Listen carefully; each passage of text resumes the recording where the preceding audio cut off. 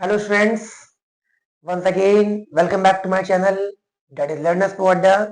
आज की क्लास हमारी क्लास 9th बायोलॉजी के ऊपर है और इस क्लास में आप ये जानोगे कि एग्जाम से पहले हम बायो के इन चैप्टर्स में से किस किस टॉपिक पे हमें ज्यादा फोकस करना है। बहुत सारे स्टूडेंट्स को ये कंफ्यूजन रहती है कि सर हम कौन से टॉपिक्स को ज्यादा प्रायोरिटी दें, क्योंकि बायोलॉजी एक कोई आसान सब्जेक्ट नहीं है। बहुत से स्टूडेंट्स होते हैं जिनको इंटरेस्ट होता है फिजिक्स में, जिनको इंटरेस्ट होता है केमिस्ट्री में, और बहुत से स्टूडेंट्स होते हैं जिनको इंटरेस्ट होता है किसमें, बायोलॉजी में। तो हर एक की फील्ड अलग अलग है, बट अभी क्लास 9th और 10th लेवल पे आपको तीनों को साथ में लेके चलना है। तो आज की वीडियो में आप ये जानोगे कि एग्जाम में जाने से पहले, जैसे हम आज 2 चैप्टर्स के ऊपर वीडियो लेके आए हुए हैं। एक हमारा होगा the fundamental unit of life that is cell, और सेकंड चैप्टर हमारा क्या होगा, टिश्यू। वैसे भी क्लास 9th में सीबीएसई ने बहुत से चैप्टर्स को रिड्यूस कर दिया है और कुछ चैप्टर्स इसमें पूरी तरीके से क्या हो गए, डिलीट। तो आज की वीडियो हमारी इन 2 चैप्टर्स पे रहेगी। अब इन 2 चैप्टर्स में आपको कौन कौन से टॉपिक पे ज्यादा फोकस करना है, क्योंकि टॉपिक्स बहुत सारे हैं। पूरी बायोलॉजी में अगर देखोगे, हर एक पेज पे फिगर बने हैं, हर एक पेज पे फंक्शन है, हर एक पेज पे डिफरेंट चार्ट है, हर एक पेज पे ऐसे ऐसे वर्ड है कि जो कि आपने कभी सुने ही नहीं होंगे। ठीक है, तो सभी लोग, पहले तो जो लोग आज हमारे साथ पहली बार जुड़े हैं, आप लोगों से पहले रिक्वेस्ट है कि इस चैनल को आप लोग सब्सक्राइब करिएगा, क्योंकि लास्ट चैनल वैसे भी हमारा चैनल, जो प्रीवियस चैनल हमारा था, वो किसी वजह से क्या हो गया, वो पूरा यूट्यूब वालों ने क्या कर दिया, उड़ा दिया। तो पहले इस चैनल को आप लोग सब्सक्राइब करिएगा और उसके बाद वीडियो को लास्ट तक जरूर देखिएगा। वीडियो को आप लास्ट तक जरूर देखेंगे तो कंफर्म है कि आपको एग्जाम से रिलेटेड कुछ ऐसे पॉइंट्स हम यहाँ पे बोलेंगे जो आपके एग्जाम पॉइंट ऑफ व्यू से काफी इंपॉर्टेंट होने वाले हैं, श्योर है। बट इस वीडियो को आप केवल सुनिए नहीं, भाई कॉपी और पेन लेके बैठिए। जो जो टॉपिक्स यहाँ पे लिख रहे हैं उसको आप नोट करिए, और कुछ कुछ टॉपिक्स ऐसे होंगे जो हम ओरली हम आप लोग को बता देंगे, तो उस चीज को आप सुन के आप उसको नोट करिएगा, क्योंकि हर एक चीज को हम यहाँ पे लिखे वो पॉसिबल नहीं है। कुछ कुछ छोटी छोटी चीजें होंगी, जैसे फिगर्स वगैरह होंगे, कि कौन कौन से फिगर्स हम पढ़ें, कौन कौन से फिगर्स हम छोड़ दें, क्योंकि देखिए बायोलॉजी में हर एक टॉपिक में फिगर है। अगर आप देखोगे तो हर एक टॉपिक में आप फिगर ड्रॉ करो, कोई ऐसा टॉपिक नहीं जिसमें फिगर ना हो। तो आप फिगर को भी आपको साथ में लेके चलना है। तो हम ये भी आप लोग को बताएंगे कौन से फिगर्स पे आपको ज्यादा फोकस करना है। तो सभी लोग पहले कॉपी और पेन लेके बैठिए और हम स्टार्ट करते हैं चैप्टर से। करते हैं हम लोग। तो बायोलॉजी का हमारा फर्स्ट चैप्टर क्या है, first chapter is the fundamental unit of life, जिसे हम क्या बोलते हैं, cell. The fundamental unit of life that is क्या है, सेल। अब इन चैप्टर्स में हमें किन किन टॉपिक्स पे ज्यादा फोकस करना है। तो पहले आप टॉपिक लीजिए, सबसे पहले आप टॉपिक लोगे क्या, prokaryotic and eukaryotic. Prokaryotic cell क्या होते हैं और यूकैरियोटिक सेल क्या होते हैं। भाई देखिए, इस टॉपिक को आप लोग ऐसे डेफिनेशन के साथ भी याद कर सकते हो, और आपके बुक में डिफरेंस चार्ट होंगे, आप डिफरेंस चार्ट पढ़ लो। देखिए बायोलॉजी में अगर हम कोई टॉपिक यहाँ से हम बोल रहे हैं, तो उसमें आप डिफरेंस चार्ट को अगर आप याद कर ले गए तो कंफर्म है कि डिफरेंस तो होगा ही होगा। साथ ही साथ अगर उसका कोई डेफिनेशन पार्ट अगर पूछता है, तो डिफरेंस चार्ट को ही आप लोग किस में कन्वर्ट कर सकते हो, डेफिनेशन में। तो प्रोकार्योटिक सेल और यूकैरियोटिक सेल के आप डिफरेंस चार्ट पढ़ लो, डिफरेंस चार्ट पढ़ लो, और डिफरेंस चार्ट के साथ साथ क्या हो जाएगा, पूरा क्लियर। फिर इसके बाद सेकेंड टॉपिक आप इसे पढ़ोगे, very very important, osmosis and diffusion. देखिए ये वाला पार्ट तो आपका केमिस्ट्री से भी रिलेटेड है। आप केमिस्ट्री में भी आपने पढ़ा होगा, जैसे आपने स्टार्टिंग चैप्टर पढ़े हैं, खासकर डिफ्यूजन और ऑस्मोसिस। याद करिए, मैटर इन अवर सराउंडिंग, वहां पे भी ये टॉपिक आपका आया था, ऑस्मोसिस क्या और डिफ्यूजन क्या है।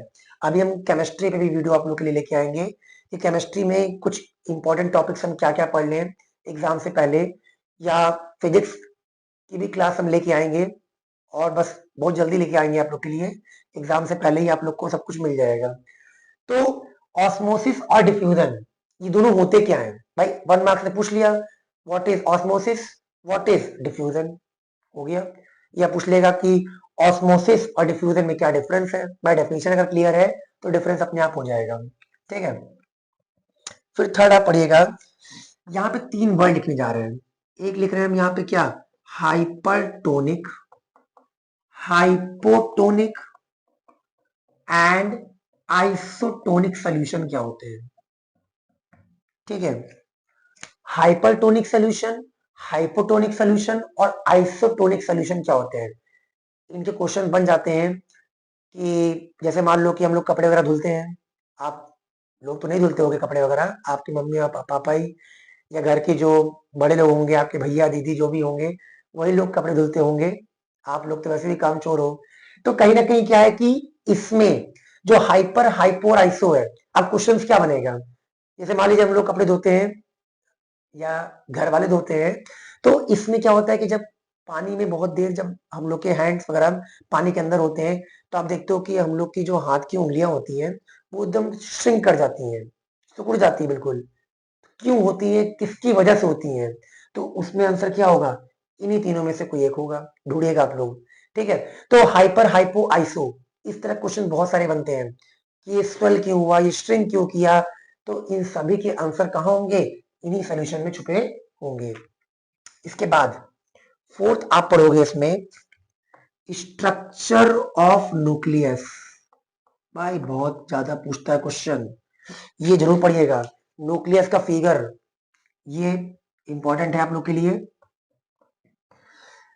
कि न्यूक्लियस क्या होता है।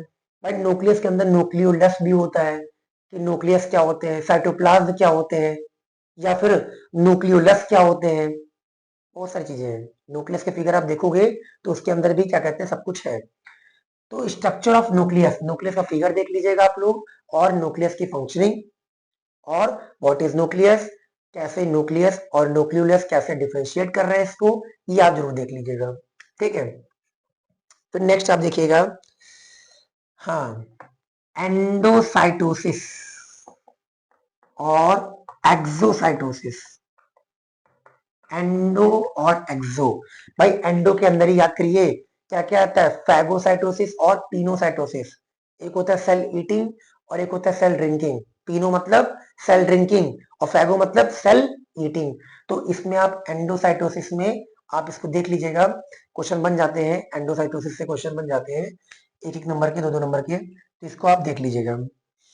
फिर इसके बाद आप पढ़िएगा इसमें सेल ऑर्गेनल। भाई इससे क्वेश्चन कहाँ नहीं बनेगा, इस टॉपिक से क्वेश्चन, मतलब कोई भी एग्जाम हो, टीचर 100 में से 99 बार क्वेश्चन प्रेफर करेगा कहां से, सेल ऑर्गेनल से, क्योंकि ये टॉपिक आपके लिए बहुत ज्यादा इंपॉर्टेंट है। आप अगर 10th के बाद भी बायो लाइन में आप जा रहे हो, तो बायो लाइन में आप जाते हो तो ये टॉपिक्स आपका कभी पीछा नहीं छोड़ने वाला है, ठीक है। बायो में हमेशा, बायो में आपके सारे ऑर्गेनल्स, हमारी बॉडी के अंदर जितने भी सेल ऑर्गेनल्स हैं, वो हर एक सेल ऑर्गेनल्स किसी न किसी जगह पे कोई ना कोई वर्क परफॉर्म कर रहा है। तो इसमें भी सेल ऑर्गेनल्स बहुत सारे हैं, तो आप केवल इतना देखिएगा, जैसे आप देख सकते हो माइटोकॉन्ड्रिया, ये आप देख सकते हो, और आपको देखना है तो राइबोसोम्स और लाइसोसोम्स।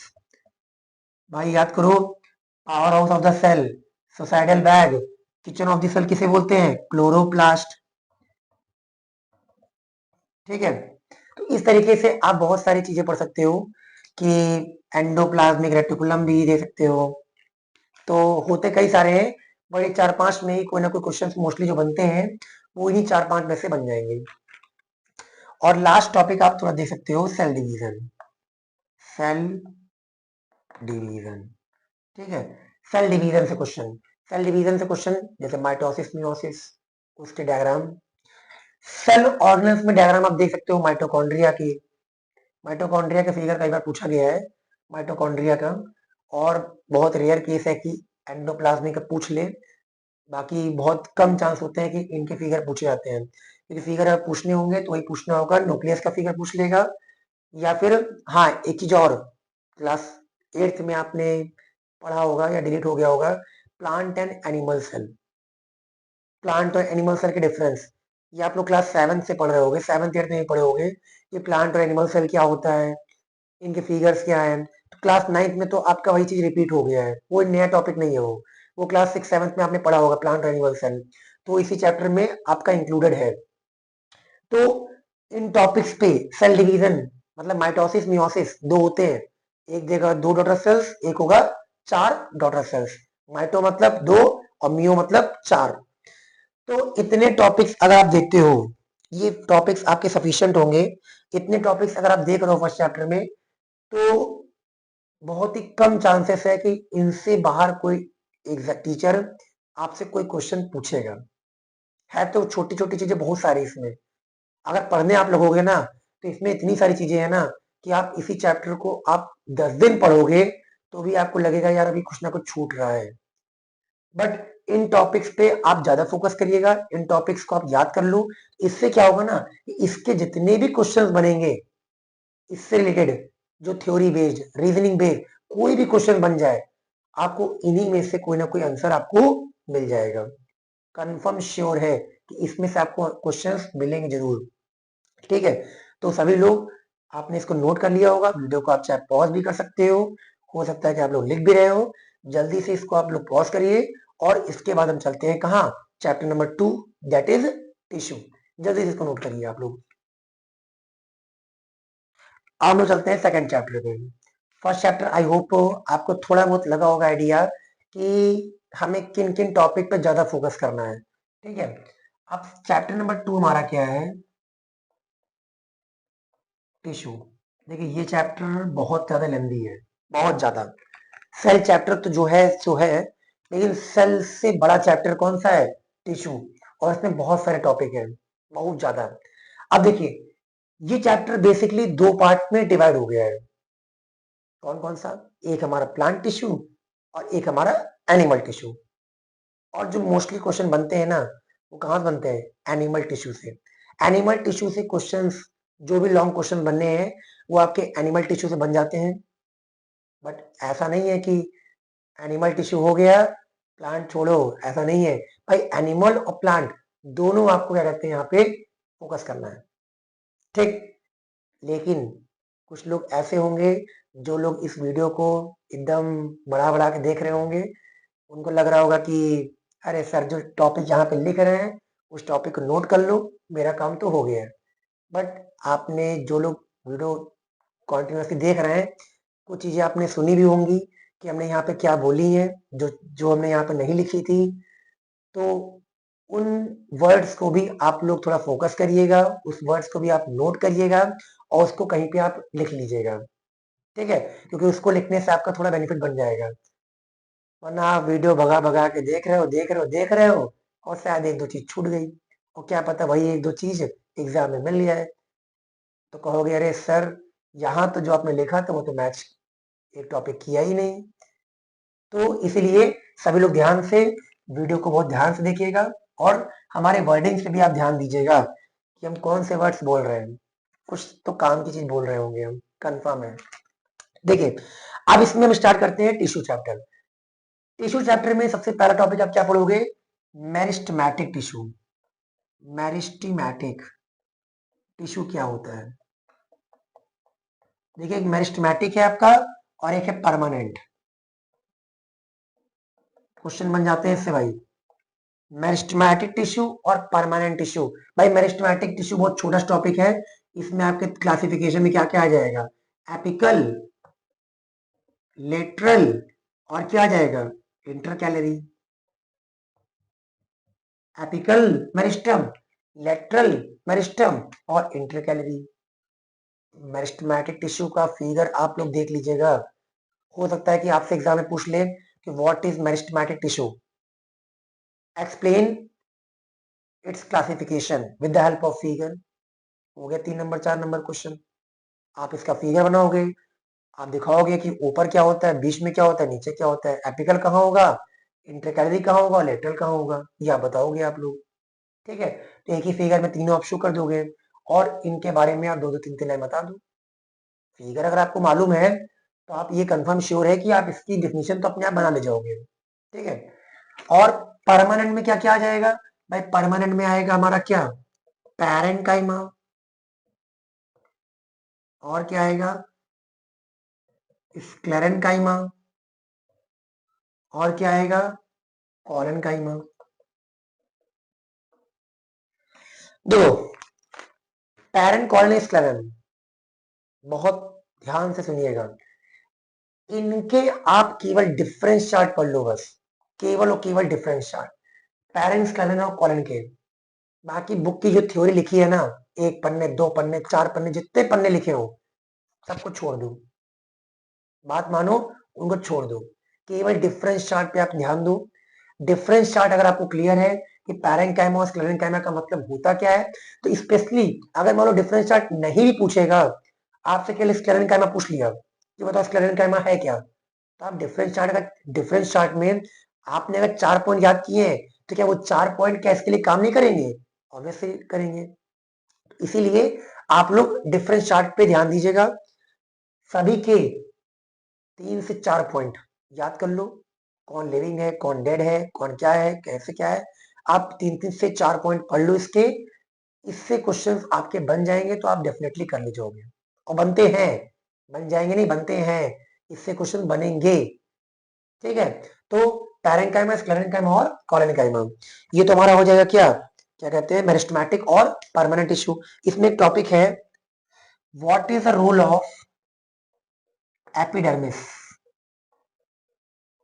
इन प्लांट। एपिडर्मिस का रोल क्या है, एक होता है एपिडर्मिस और एक होता है cork, cork which is used as a protective tissue. ठीक है, तो दो वर्ड है एपिडर्मिस और कॉर्क, लिख दे यहाँ पे, और यहाँ पे लिख दे क्या, कॉर्क।